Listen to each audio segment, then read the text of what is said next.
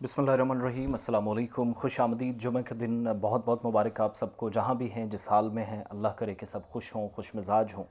हम सबको अपनी दुआओं का हिस्सा ज़रूर बनाइएगा जब भी आज अल्लाह रब्बुल इज़्ज़त की पाक बारगाह में आपके हाथ फ़िज़ा में बुलंद होंगे।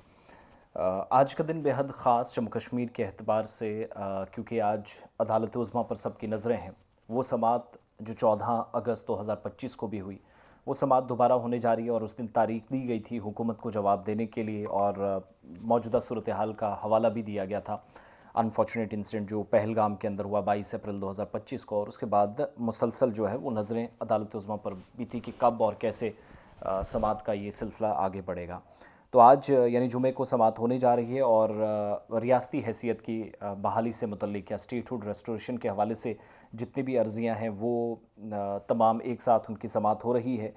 और जो तफसीलात हमारे पास हैं कि जो लिस्ट है जिसमें केस लिस्टेड होते हैं कि कौन सा केस कितने नंबर पर आएगा, पिटीशन कितने नंबर पर है, तो उसमें जम्मू कश्मीर का 17वां नंबर है, 17th। तो उस हिसाब से अगर आप 10:30 या 11 के आसपास कोर्ट की कार्रवाई शुरू होती है तो नियरली 12 साढ़े 12 के आसपास जो है वो समाप्त हो जाएगी।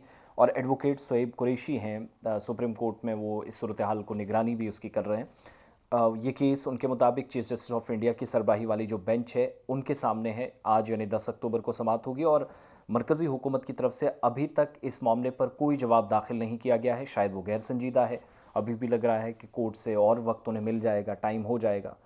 14 अगस्त को जब स्टेटहुड की बहाली से मुतल्लिक एक केस की समाअत हुई, दरख्वास्त दी गई, तो उस वक्त सुप्रीम कोर्ट ने कहा था कि ज़मीनी हक़ाइक़ को नज़रअंदाज नहीं किया जा सकता, और पहलगाम जैसे वाक़यात जिनको मद्देनज़र रखना ज़रूरी है और उस हिसाब से आगे बढ़ना है। और chief justice B R Gavai के अलावा जस्टिस के विनोद चंद्रन पर मुश्तमिल जो बेंच है, उन्होंने उस वक्त जो है काउंसिल यानी जो अर्ज़ी गुज़ार थे उनके वकला को कहा था कि हालात को मद्देनज़र रखिएगा, सिक्योरिटी पर्सपेक्टिव से कुछ चीज़ें ऐसी हैं जो बहुत सेंसिटिव हैं, बहुत हसास हैं, तो आप उनको नज़रअंदाज नहीं कर सकते। और अर्ज़ी गुज़ारों का मानना है कि स्टेटहुड की बहाली में ताख़ीर वफाकियत के उसूलों की खिलाफ वर्जी, यानी जो फेडरल सेटअप है, जमहूरी तर्ज़ अमल है, निज़ाम है, उसकी वायलेशंस करता है। और सुप्रीम कोर्ट के 2023 11 दिसंबर के फ़ैसले को भी बार बार याद करवाया जा रहा है, जब स्टेटहुड की बहाली जल्द मुकम्मल की जाए। ये हिदायत उस वक्त गवर्नमेंट को दी गई थी, और इस पर अमल दरामद के लिए कोई वाज़ेह टाइम लाइन या कदम उठाया जाना चाहिए था, जो अनफॉर्चुनेटली नहीं हुआ। और गवर्नमेंट को अभी भी लग रहा है कि वो इस पर काम करेगी, लेकिन अदालत से वक्त मिलेगा। तारीख या डायरेक्शंस दो चीज़ें हैं।